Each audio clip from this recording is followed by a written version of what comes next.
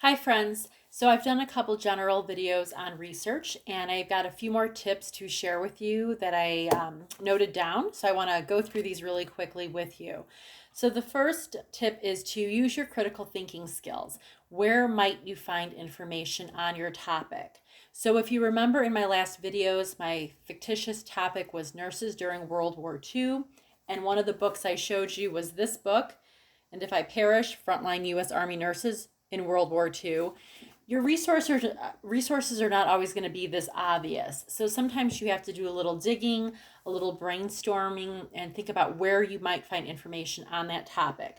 So for my topic, I obviously would want to look at women's history books, general World War II history books, books about nursing to put together information for my topic about nurses during World War II.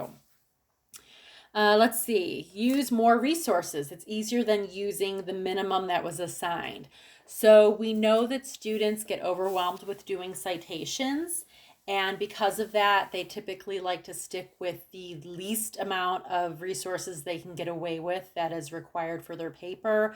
I suggest that you work with more. So it's much more difficult to make those few resources fit your information needs than it would be to access a ton of resources, in which case you'll find more than what you need to work with. So try to use more resources than what you're actually assigned as a minimum.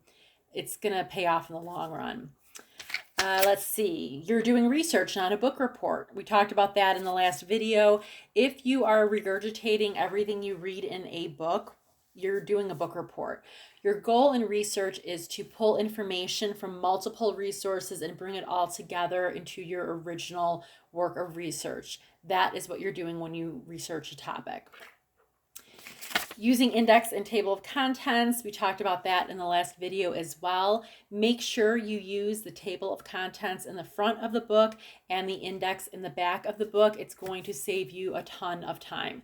And again, we talked a little bit in the last video that you do not need to read the whole book. That is not what research is. Again, if you're doing that, you're doing a book report, which is not appropriate for college. And my last tip is that you may only get one piece of information from a book.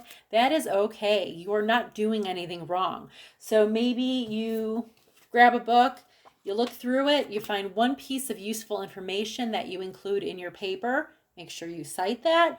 But that's okay. You're not always going to read through something and find a ton of useful information. Totally normal. I hope that helps.